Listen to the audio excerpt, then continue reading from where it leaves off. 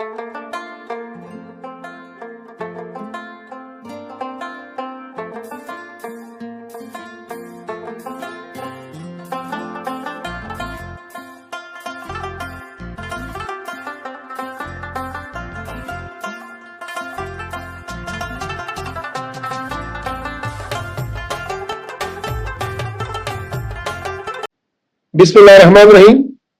अस्सलाम वालेकुम dear colleagues, मुझे उम्मीद है कि आप सब मलम जब्बा में अपना स्टे इंजॉय कर रहे हैं। सबसे पहले तो मैं शुक्रिया अदा करूंगा मार्टिन डो का कि इन्होंने मुझे नेशनल न्यूरोपैथी फोरम का हिस्सा बनाया और मुझे इनवाइट किया एज ए स्पीकर आज की कॉन्फ्रेंस के लिए। अनफॉर्चुनेटली फैमिली कमिटमेंट की वजह से मुझे 11th आवर पे मलम जबा आने का प्रोग्राम कैंसिल करना पड़ा और इधर पेशावर में रहना पड़ा। लेकिन मैं उम्मीद करता हूं कि जैसे मलम जब्बा की वादी एक खूबसूरत वादी है, यहाँ का piece one of the most scenic pieces में इनका शुमार हो सकता है, इसी तरह आज का साइंटिफिक इवेंट भी एक यादगार होगा आप सबके लिए, क्योंकि जो थीम है आज के सिंपोजियम की neuropathy early diagnosis and proper management, मेरे ख्याल में ये अपनी अहमियत की हामिल शायद पहली सिंपोजियम है। न्यूरोपैथी हमारे एवरीडे क्लिनिकल प्रैक्टिस में एक कॉमन प्रॉब्लम है, लेकिन अमूमन ये मिस्ड कर दिया जाता है, और स्पेशली उस सिनेरियो में कि जहां diabetes is one of the most common problems in the community, और डायबिटीज मेलाइटिस की सबसे बड़ी कॉम्प्लिकेशन जो है वो है न्यूरोपैथी। तो अमूमन इस कंडीशन की अर्ली डायग्नोसिस मिस हो जाती है, और जब हम इसको डायग्नोज करते हैं तो उस वक्त ये काफी एडवांस हो चुकी होती है। मुझे उम्मीद है कि आज के इस सिंपोजियम के नतीजे में all the participants will be able to diagnose the neuropathy in early stages and to offer the proper and appropriate treatment to these patients. बिस्मिल्लाहिर्रहमानिर्रहीम। रब्बि इश्रह ली सदरी वयस्सिर ली अमरी वहलुल उक़दतम मिन लिसानी यफ़क़हू क़ौली। The beautiful valley of Malam Jabba and the National Neuropathy Forum Symposium with the aim to address needs for early management in neuropathy. The topic assigned to me is B12 Deficiency, and I have been asked to discuss with you the misconceptions and misbeliefs as well as benefits of sublingual dosage form. So in today's lecture, we shall discuss what is neuropathy, what are the reasons for neuropathy. We will try to identify the misconceptions and misbeliefs regarding mecobalamin deficiency. We will highlight the comorbidities and treatment modalities under this heading. First of all, prevalence of neuropathy. The population prevalence is about 2.4%, rising with age to almost 8%. Globally, leprosy remains a common cause of peripheral neuropathy, with the highest prevalence in Southeast Asia. Diabetic peripheral neuropathy is the most common complications of diabetes, and it is estimated that 30 to 50% of diabetic patients they are affected by this disorder. Diabetic neuropathy occurs in approximately half of individuals with chronic type 1 or type 2 diabetes. What's the Pakistan perspective? The estimated prevalence of diabetes in Pakistan, as stated in WHO fact sheet, is 9.8%, which is contributed by 10% males and 9% females. There is no countrywide cross-sectional study available on the prevalence figures of diabetic neuropathy in Pakistan. I'll refer to one of the institutional studies, and this was from Lahore on 113 newly diagnosed type 2 diabetic patients. And it was found that if diabetes is having poor glycemic control, that is the HbA1c level more than 6.5%, the prevalence of diabetes in this group of patients was 68.5%. And if it was a good glycemic control diabetes, that is HbA1c less than 6.5%, the prevalence was 50%. But remember that this figure in WHO fact sheet is a couple of years old.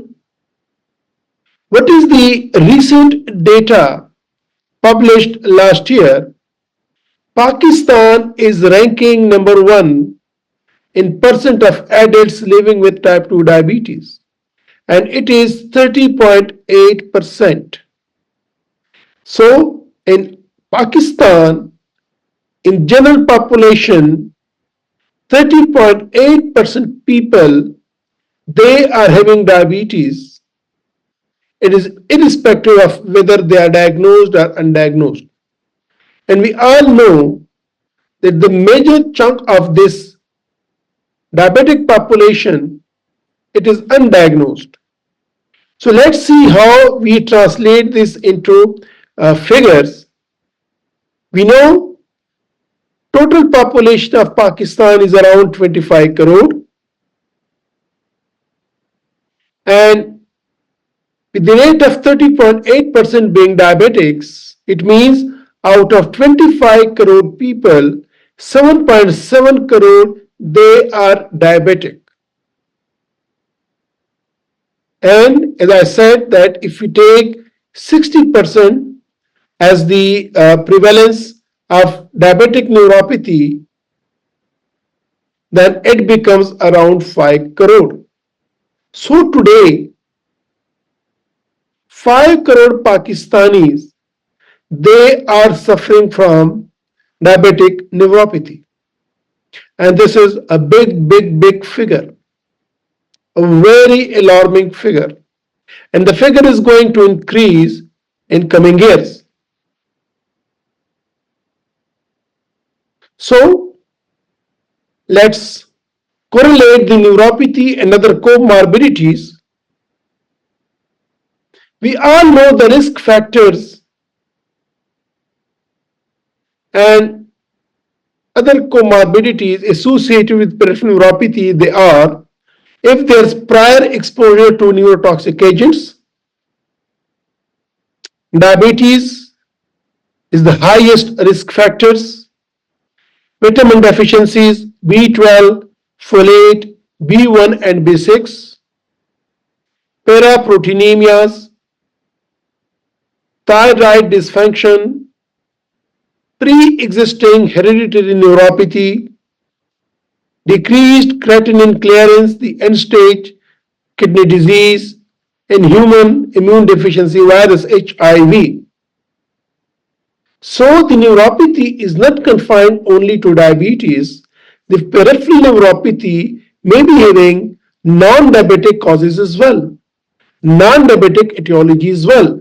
And we just saw all these, that the non-diabetic etiology are these neurotoxic agents, vitamin deficiencies, and so many others.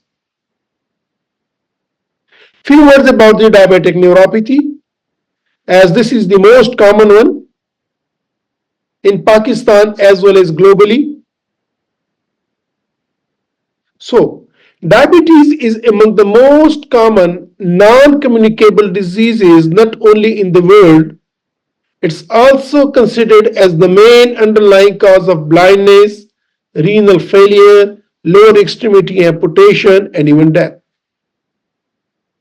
We all are aware of it, the diabetes and its complications. What are the mechanisms of diabetic peripheral neuropathy? We can classify them into central mechanisms and peripheral mechanisms. The central mechanisms for diabetic peripheral neuropathy are central sensitization, a beta fiber sprouting into lamina 2 of the dorsal horn of the spinal cord, and reduced inhibition via descending pathways. These are the central mechanisms for diabetic peripheral neuropathy. What are the peripheral mechanisms? These include changes in sodium channel distribution and expression, changes in calcium channel distribution and expression, altered neuropeptide expression, sympathetic sprouting, peripheral sensitization, altered peripheral blood flow, axonal atrophy, degeneration or regeneration, damage to small fibers, and glycemic flux. So, on the peripheral mechanisms, there are so many contributing factors which lead to peripheral neuropathy in a diabetic patient. If we compare a healthy nerves and blood vessels with the nerves and blood vessels damaged by diabetic peripheral neuropathy, the healthy nerves, these are the unmyelinated nerve fibers, and these are the myelinated nerve fibers, and these are the vessels, and these are the vasa nervosum. So the normal anatomy of healthy nerves and blood vessels is intact and it's beautifully organized.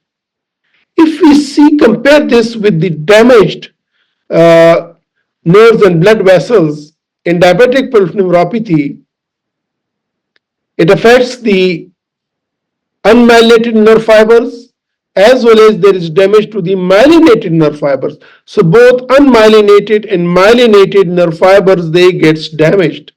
And because the vessels, they are occluded, there is the occluded vasa nervosum as well. So all the three components, the myelinated nerve fibers, the unmyelinated nerve fibers, as well as the vasa nervosum, all these are affected in diabetic peripheral neuropathy.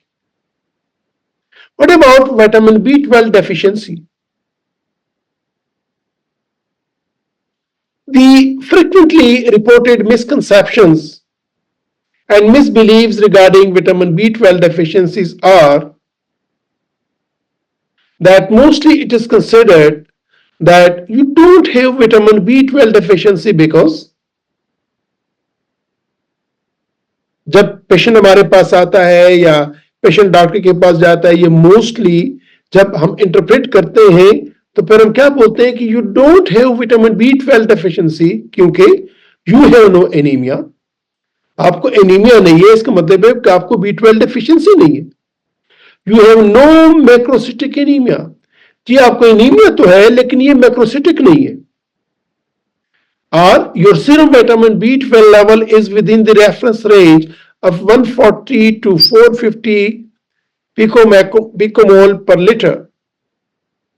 कि आपका vitamin B12 level ठीक है, तो अगर आपके symptoms में है तो ये B12 डिफिशिएंसी की वजह से नहीं है। एक और misconception, your serum B12 level is only moderately low, ये तो बहुत थोड़ा कम है, ये इतने ज्यादा सिम्टम्स आपको नहीं दे सकता, या ये न्यूरोपैथी आपकी B12 की वजह से नहीं है, क्योंकि आपका लेवल बहुत ही थोड़ा कम है।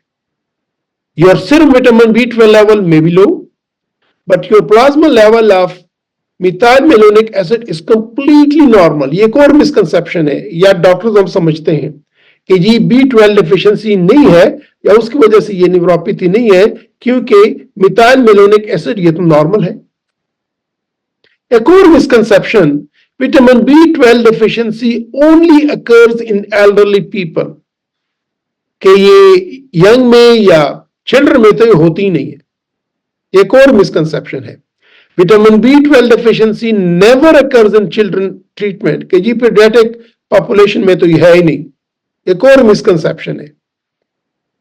एक और misconception, oral therapy is as good as or even better than painful injections to alleviate neurologic symptoms। क्यों इंजेक्शन लगाते हैं, बस ओरल निकालें, ये की जैसी चीज है। You may stop treatment because your serum B12 level has normalized।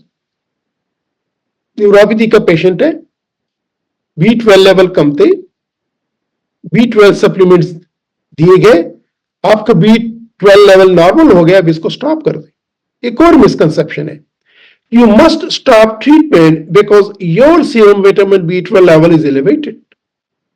जी आपका B लेवल ज्यादा हो गया और आप इसको बंद कर दें। एक और misconception, you must stop after 5 injections because B12 can have the serious side effects और एडवर्स इफेक्ट्स। एक और मिसकंसेप्शन है, you must stop the injections because your symptoms have worsened।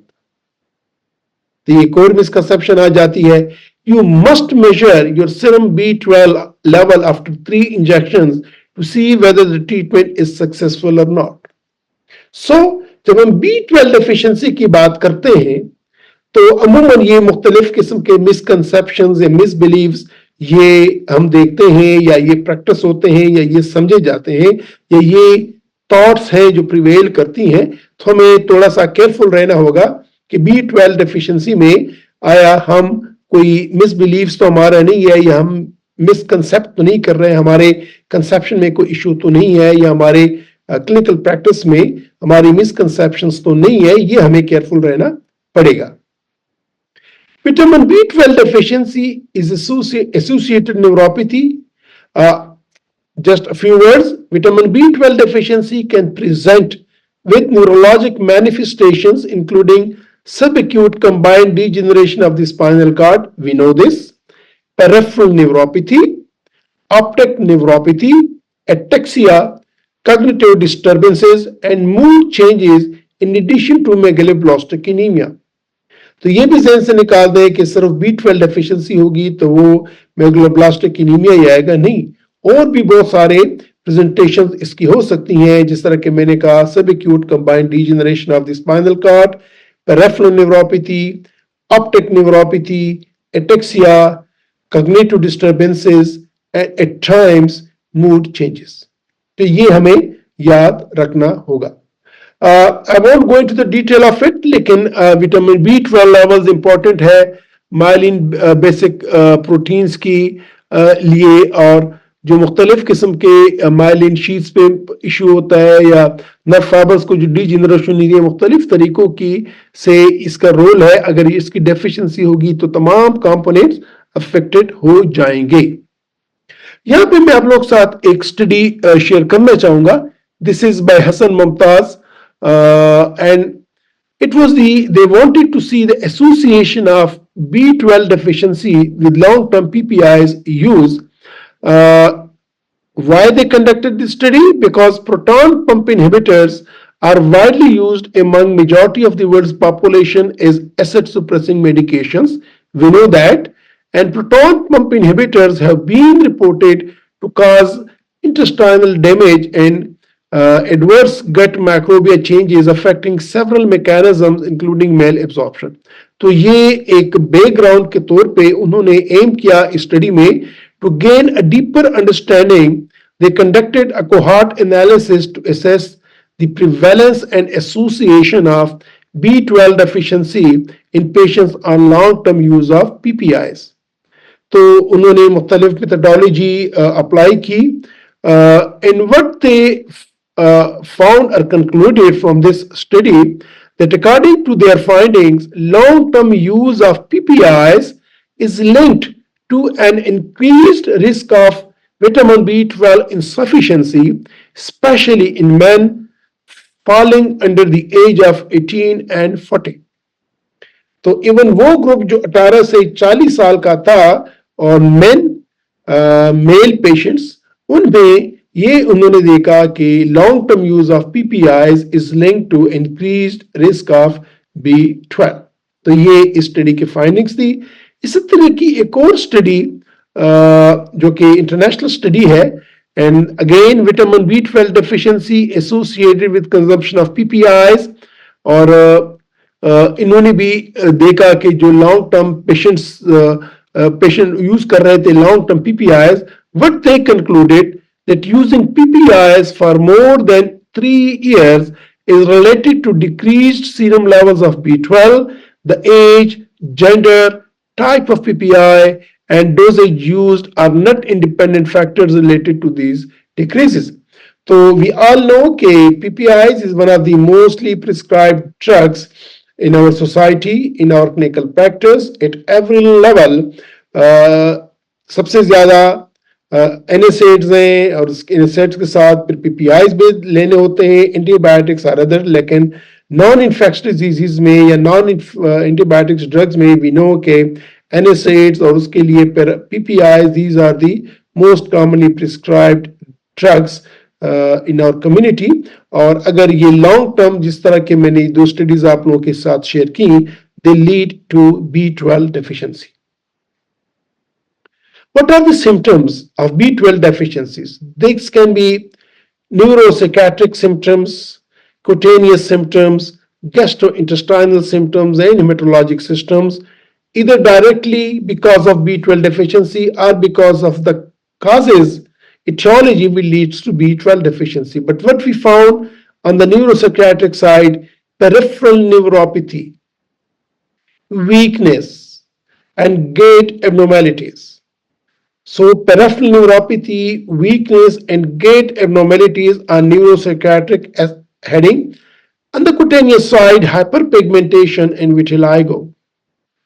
Gastrointestinal glossitis, it may be jaundice, hematologic anemia, macrocytic megaloblastic anemia, thrombocytopenia. In fact, जो pernicious anemia होता है उसकी ये तमाम symptoms होते हैं. And few of these symptoms, presentations, they are because of the autoimmune process, but also these are the contributions gets from the B12 deficiencies as well. Course of vitamin B12 deficiency. ये ऐसा नहीं है कि B12 deficiency हो गई तो आज हो गई, कल को आपको full picture आती है. It is deficient supply, emptying of the body stores, और body stores gets depleted. अगर deficient supply है डाइटरी वगैरह में तो इनविजिबल डेफिशिएंसी होती है. लेकिन अगर emptying of the body stores कम होने शुरू हो जाएं तो फिर mild symptoms होते हैं like fatigue, exhaustion, susceptible to infections, mood swings, etc.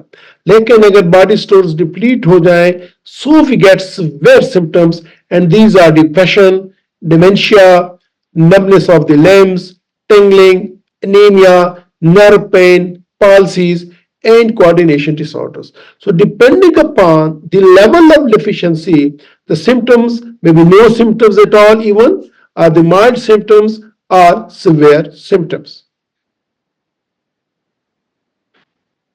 Treatment of B12 induced neuropathy. Few words about this.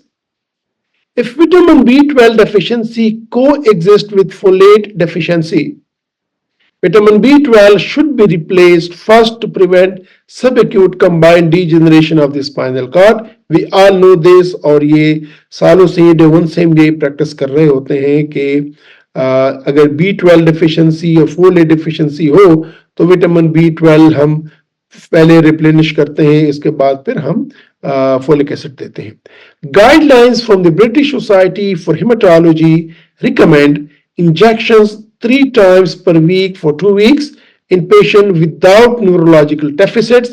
B12 deficiency है लेकिन ये एनीमिया के साथ प्रेजेंट कर दिया है, लेकिन पेशेंट्स में न्यूरोलॉजिकल डेफिसिट्स नहीं है, तो आप इंजेक्टेबल 3 times per week 2 हफ्ते के लिए दें. But if there are neurologic deficits, then injections should be given every other day for up to 3 weeks or until no further improvement in is noticed. तो अगर न्यूरोलॉजिकल डेफिशिएंसी है तो फिर आप प्रोलॉन्ग कोर्सेज और रिपीटेड इंजेक्शंस आप इन patients में देते हैं. An old Cochrane review which was almost 18-19 years old involving 108 patients with B12 deficiency found that high dose oral replacement, that is 1 milligram to 2 milligram per day, was as effective as parenteral administration for correcting anemia and neurological symptoms. तो ये point के replenishment के लिए अमूमन जो guidelines हैं वो है इंजेक्टेबल्स. आप इंजेक्टेबल देंगे तो उसकी जो आप रिप्लेनिशमेंट करते हैं वो ज्यादा क्विक और ज्यादा अच्छी होती है. लेकिन ये भी एक कोक्रेन स्टडी ने कहा कि अगर आप हाई ओरल डोज दें तो फिर भी ये it is as good as the injectable therapy of B12. What about the sublingual mecobalamin? ये जो मार्टिन डो ने लॉन्च की है, आया इसकी कोई जरूरत है या इसकी कोई अहमियत है या कोई अहमियत नहीं है? हम ये जान चुके हैं कि गाइडलाइंस जब आप रिप्लेनिशमेंट करते हैं स्पेशली सिवियर डेफिशिएंसी स्टेट में, तो दैट शुड बी इंजेक्टेबल. तो आया इस सबलिंगुअल मेकोबैलेमिन का कोई रोल है कि कोई रोल नहीं है? अब थोड़ा सा ये देख लेते हैं. लेकिन आई डोंट नो कि आप लोगों की किस्मत में इतनी स्नो देखनी है कि नहीं है. मैं तो आ नहीं पाया, ये आप लोग मुझे बता देंगे. लेकिन दिस इज व्हाट कि जब स्नोफॉल अपने फुल ब्लोन पे हो तो मलम जब्बा कुछ ऐसा ही नजर आता है. और I have been in such season to Malam Jabba and believe me everything is white. और जब आप चेयर लिफ्ट पे जाते हैं, दैट्स अमेजिंग सीन. और यहाँ पे जिप लाइन भी है जो कि टॉप से शुरू होके पीसी के छत पे आती है.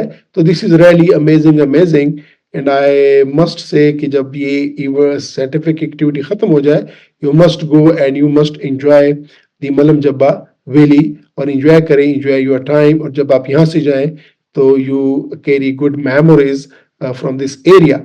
Okay, so what are the advantages of sublingual tablet?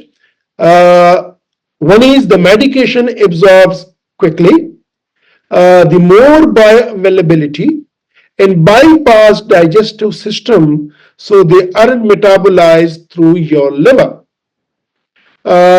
ये एक स्टडी है जो कि उन्होंने कंपेयर किया सबलिंगुअल B12 को इंट्रामस्कुलर B12 पे, and what they found that its convenience, easy to use, good adherence and rapid absorption through sublingual capillaries.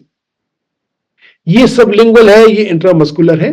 Baseline ये 226 था, यहाँ पे 200 था, लेकिन आफ्टर ट्रीटमेंट ये लेवल 529 पे पहुंच गया और इंट्रामस्कुलर लेवल जो था ये 437 लेवल पे पहुंच गया था. तो it was not only comparable, rather it was more effective. तो सबलिंगुअल रूट, तो जो गाइडलाइंस जो बोलती हैं कि आप जब आप रिप्लेनिशमेंट करते हैं और आपको सीवियर डेफिशिएंसी होती है तो आपको इंट्रामस्कुलर देने चाहिए. तो यहाँ पे ये आया कि अगर आप ओरल देते हैं तो उसकी पेशेंट्स की एडहेरेंस भी अच्छी होती है और आपको रिजल्ट्स भी क्विक नजर आते हैं और अच्छे आते हैं. इसी तरह एक और study sublingual as compare to oral, ये बेस लाइन पे सबलिंगुअल जो लेवल थे इट वाज अराउंड कोई 100 जितने थे, यहाँ पे 108 था. जब ओरल था, और इसको जब सबलिंगुअल दिया गया तो विद इन 8 वीक्स ये 279 पे पहुंचा, और जब ओरल था दैट वाज 241। तो it the sublingual route led to rapid absorption, higher blood levels, rapid onset of action versus oral route, and superior efficacy due to bypass of hepatic metabolism।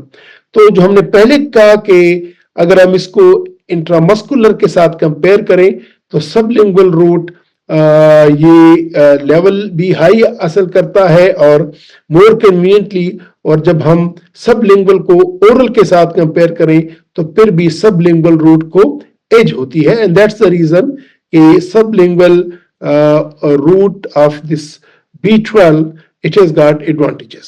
I stop here, and thanks to Martin Doe once again for inviting me as a speaker to this event, and wishing the joyful time for all the participants. Thank you.